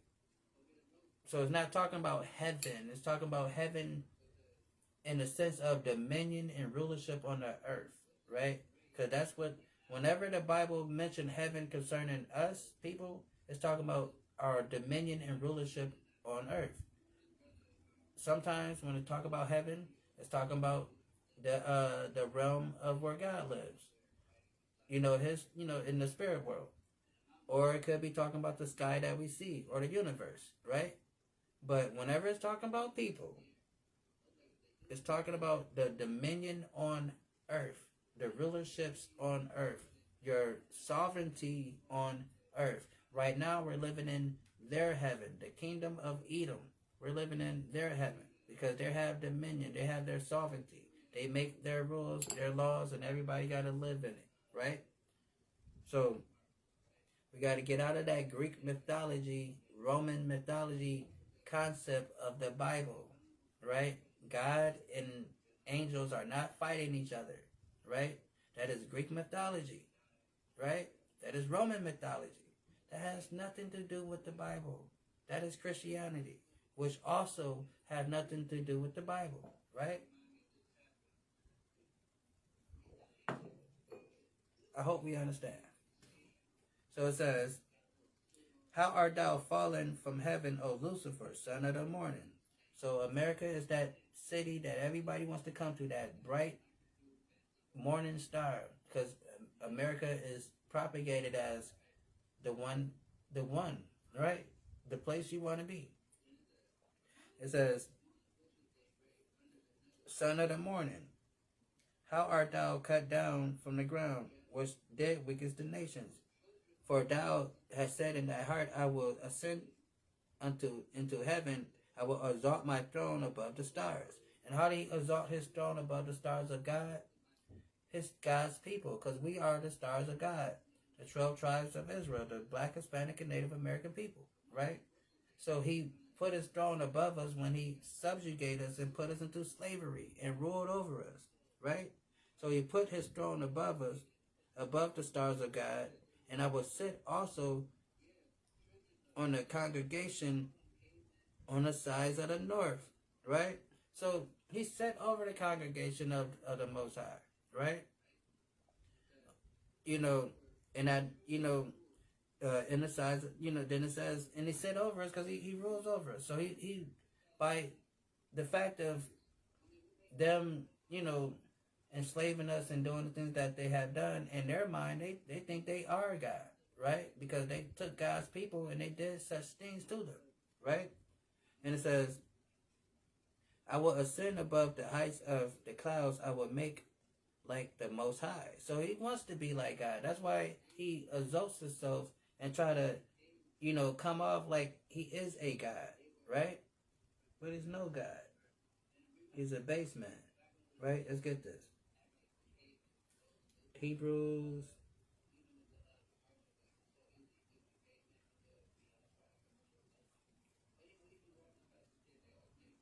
and 8 and 12, right? Hebrews 8 and 12 says, For I will be merciful to their unrighteousness and their sins and their iniquities I will remember no more. Right? So they think they have the power to do these things, right? That's what the Most High does. The Most High can forgive sins and pardon people and do such things, but they think they have the power to, for I will be merciful to their unrighteousness and their sins and their iniquities I will remember no more. So when it says, I will ascend above the heights of the clouds, I will be like the Most High. So they want to be like God. That's why they got cameras on every other corner you turn around. They got a camera in your face, because they want to be able to see everything, right? That's why they tapping people's phones and stuff and other electronic devices, because they want to be able to see everything. That's why, how people talk about, sometimes they can be talking about a certain product. Then when they open up their phone, they start seeing advertisements for that product because they want to be able to meet your every demand, right? Just like a God would, right? That's what they do. That's it. So it says, Yet thou shalt be brought down to hell, to the sides of the pit. It says, I will ascend above the heights of the clouds. I will be like the Most High. Yet thou shalt be brought down to hell, to the sides of the pit. So God said, I'm going to bring you down to destruction, right? All the way down. Instead of you thinking you're going to, be, this godly figure to my people, I'm going to bring you down. This is Obadiah 8 and 1 and 9. And it says, And thy mighty men, O Teman, shall be dismayed, and to the end of every one of the mount of Esau may be cut off by slaughter. So God said these people are going to be eviscerated and eradicated to never be visitated, right? Because it says, And thy mighty men, O Teman, shall be dismayed, to the end that every one of the mount of Esau may be cut off by slaughter. Right? That's how he's going to get down with these people, because he don't fight fair. Right? Then it says, And they that see thee shall narrowly look upon thee and consider thee, saying, This is the man that made the whole earth tremble. They're going to look at these people. We finally going to look at these people like, we really let these people do the things that they've been doing. Really? These people, this guy, look at this guy. You really let this guy do this? Come on, look at him, right? Look at him. That's what we're going to be saying, right? And it says, And they shall narrowly look upon thee and consider thee, saying, Is this the man that made the earth tremble, that did shake the kingdoms? So somewhere down the line, we're gonna have these people in a little museum, right? We're gonna have exhibits for them, right? You're gonna go to a museum, you're gonna be able to see them, and we're like, hey, these people used to run the earth, and they were very, very wicked. It was the most horrible people ever. They don't exist no more because God had to get rid of them. And people are gonna be saying, what they're gonna say? They're gonna say that this is the man that made the earth to tremble, that did shake the kingdoms, that made the whole world as a wilderness, and destroyed the cities thereof, that opened not the house of his prisoners. So they're going to be looking like, wow, these are the people that made the atom bomb and blew up stuff and damn near destroyed the whole world because they want to nuke everything, right? These are the ones that put God's people into prison at an alarming rate. They did this? Really? Right? The same way we look at the ancient people, you know, how it's a show called Ancient Aliens, right? Where they try to act like the people of Egypt didn't build the stuff that they said they built over there, right? They said, since it's so magnificent and so great, it got to be aliens that did it, right? So we're going to do that, right? We're going to do that. We're going to be like, nah, these people did not destroy the old world. They didn't blow up everything and cause havoc.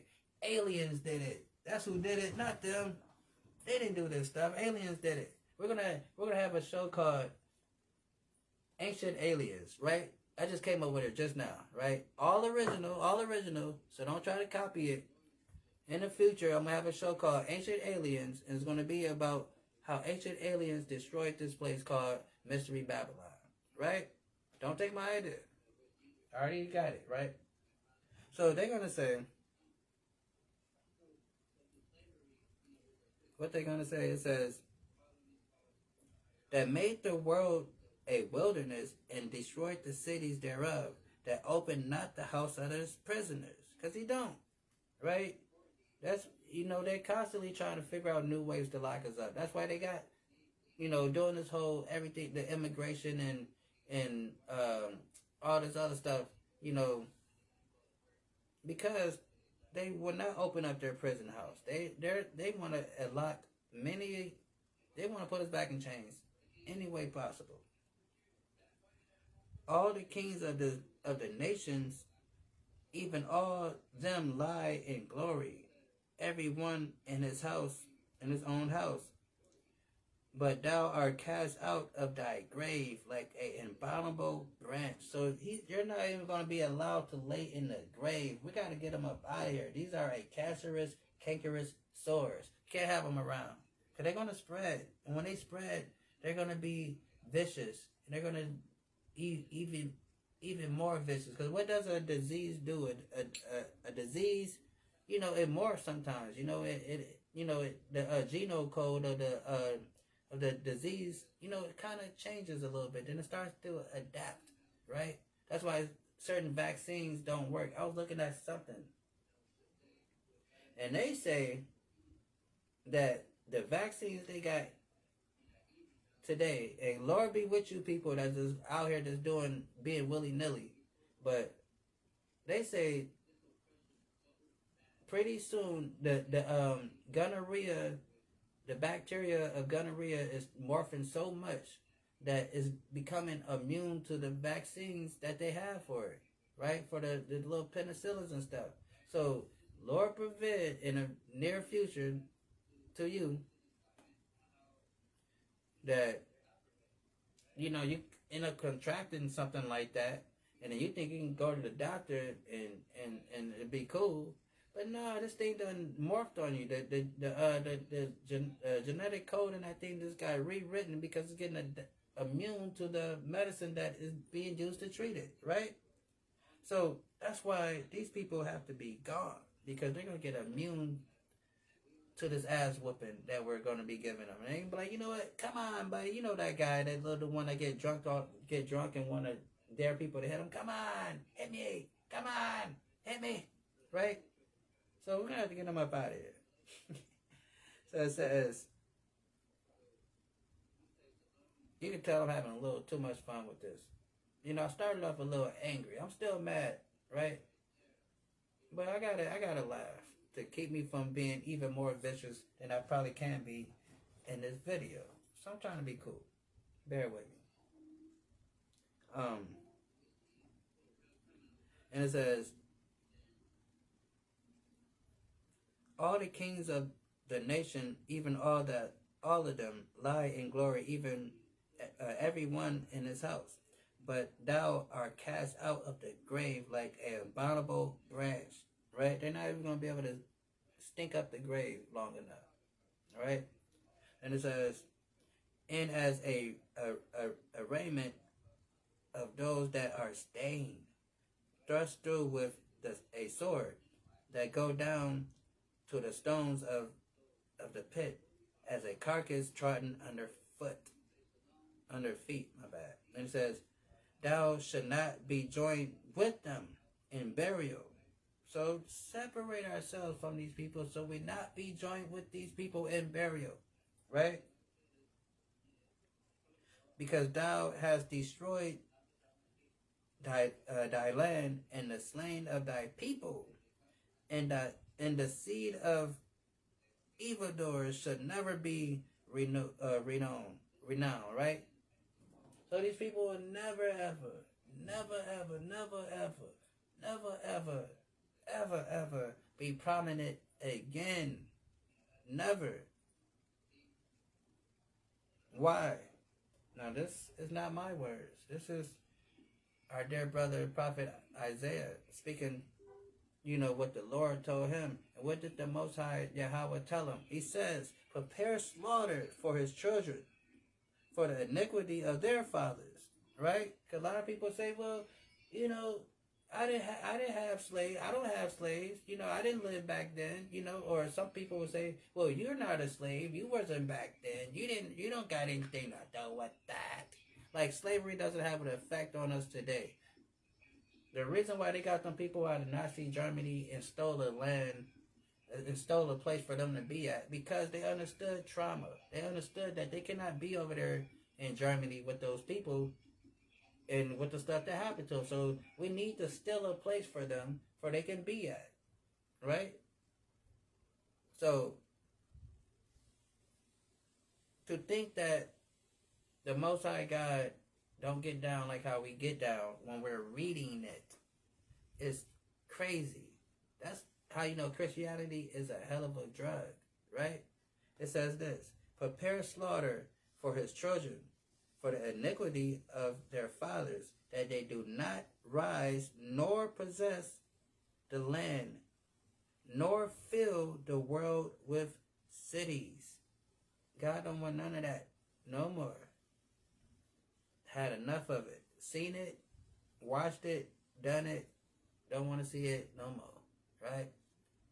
He says, prepare slaughter for his children, for the iniquity of their fathers, that they do not rise nor possess the land, nor fill the face of the world with cities.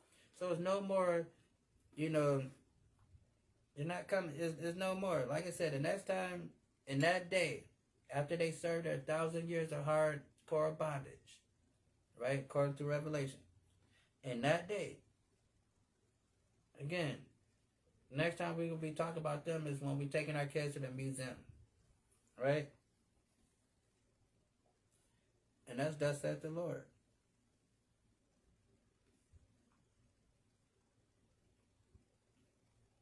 And we should want what he wants, right? We said Revelation 6:15. And the kings of the earth, and the great men, and the rich men, and the chief captains, and the mighty men, and every bondman, and every freeman hid themselves in the dens and the rocks of the mountains. So in that day, they're going to be hiding themselves in their little doomsday prepper bunkers that they done made. They're going to take the little elites. They're going to be hiding in their little mountains that they done carved out, the little bunkers, you know, that they done put in the little mountains and stuff. You know, their little underground bases and stuff, right? But What it say? It says, wait, hold on, what it say again? It says, and the kings of the earth and the great men, so the presidents, your prime ministers, and the great men, so meaning, your rich people, the people that got, power too, right? Then it says, and the rich men and the chief captains, so your army people, all them people, right? And the mighty men, right? So even like, soldiers or whoever, right? And every bondman, so even if you're just a regular average Joe, right? And every free man, right? Hid themselves in the dens and the rocks of the mountains, right? And said to the mountains and the rocks, fall on us. So when that black man by the name of Jesus Christ come back, they're going to say, fall on us and hide us from the face of him that sit on the throne and from the wrath of the Lamb, right? They're going to be like, no, we don't want the smoke, right? Oh, man, we didn't know he was black. We didn't know he was coming back, and we didn't know that he was black, right? Hide us, it says, hide us from the face of him that sit on the throne, the Most High God Yahweh, and from the wrath of the Lamb, which is the Mashiach Yahweh Shai. They're going to say that in that day, right? They don't want no problems. The Bible says, prepare slaughter for his children, for the iniquity of their fathers, that they do not rise nor possess the land, nor fill the cities. It says, nor fill the face of the world with cities. For I will rise up against them, said Yahweh of hosts, and cut off from Babylon the name and remit, son, nephew, said Yahweh. So in Egypt, the Most High God killed the firstborn when he took us up out of Egypt, right? The Most High killed the firstborn when he took us out of Egypt. But the second Exodus, like we can read in Jeremiah, he's going to kill the firstborn, secondborn, thirdborn, fourthborn, all the borns, right? With these ICBM missiles that's coming to this place. Right? So we got to understand the God that we serve, right? It is not that effeminate God that they got in these Christian churches that a lot of us are going to go to tomorrow. Not that God. We serve an awesome God, right? A God of all power, right? That's not no punk, right? Don't forget that. So you got to understand what type of God we serve, right? So, and he's coming back for vengeance, and he's not cool with how these people did to his people. We read it, right? He ain't cool with that, because we is his people, and he hate for anybody to touch the apple of his eye, right? We got to keep that in mind. So our Black, Hispanic, and Native American people, we are the people of this book, and God loves us and only us, right? So I'm going to say shalom, peace. Hopefully that was edifying. We understand that these ICE people are going to melt with them ICBM missiles in that day, right? Our brothers and sisters no longer have to continue to worry about the oppression of this place, right? The hardships in living the day-to-day life in this place, right? Because we're going to be going back to our place. And we ain't got to die to get there, like they done told us on those slave plantations and where some of us about to go tomorrow. Sit in that building. We ain't got to die to get there, because heaven is on earth, like the Lord's Prayer tells us it is, right? So I'm going to say shalom, peace. Hopefully that was edifying, and we got a better understanding of what's going on in this thing, and understand we got a God that fight for us as well, right? He is our God and none else. Joel chapter 2, verse 27, if you don't believe me. I'm going to say peace, shalom, I'm out. We out. Like and subscribe, Covenant of the Zealots. No.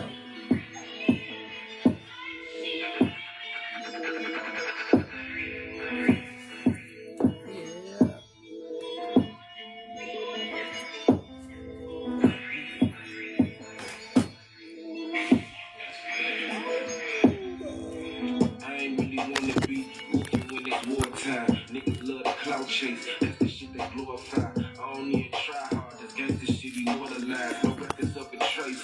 When your